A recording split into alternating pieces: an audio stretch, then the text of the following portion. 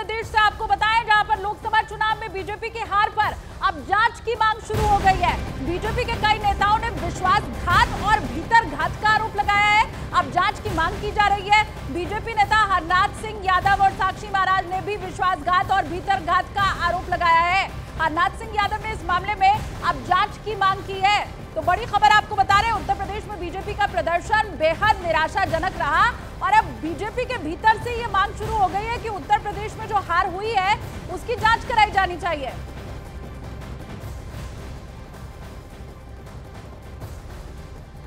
हम कौन सी सीट कौन से कारणों से हारे, और इसी में यदि किसी विधायक ने, किसी बड़े नेता ने, चाहे वो जिला स्तर का रहा हो चाहे अन्य स्तर का रहा हो, और किसी ने यदि भीतरघात किया है तो वो पार्टी के साथ तो विश्वास खून पसीना एक कर रहे थे, और उनके इस फैसले को भी लोगों ने न स्वीकार करके और ये तो एक तरीके से पार्टी के साथ विश्वासघात किया ऐसे लोगों ने, और इसकी जांच जो है गहराई से होनी चाहिए।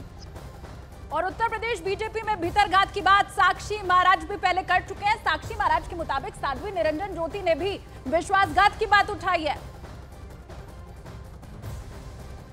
प्रदेश का नेतृत्व और हम स्वयं समीक्षा करेंगे कि कमी कहाँ रह गई, हमसे कहाँ गलती हुई, जनता का दिल हमको नहीं पाएगा। महाराज जी 3 दशक से ज़्यादा हो गए आपको सांसद रहे, देखा जाए तो 7वां कार्यकाल है आपका।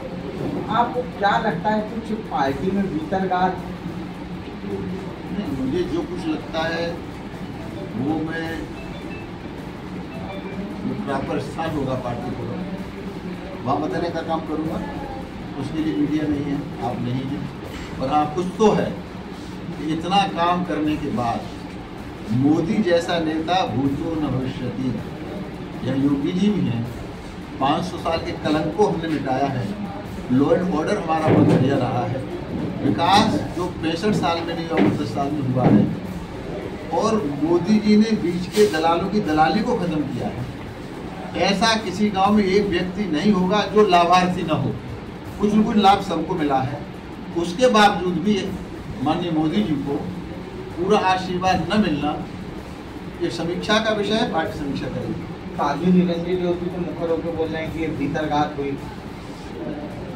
अब जो क्योंकि प्रदेश बहुत बड़ा है, 80 लोकसभा है, हमारा इरादा था, हमारा मानना था कि 80 की इस लोकसभा में सीट जीतेंगे, लेकिन अगर साध्वी निरंजन ज्योति कह रही भीतरघात हुआ तो नकार नहीं जा सकता, हुआ होगा। और वहाँ के बारे में वो बताएंगी, यहाँ के बारे में मैं बताऊँगा, लेकिन मैं मीडिया पर नहीं बताऊँगा, जो बताऊँगा वो ठीक रहेगा।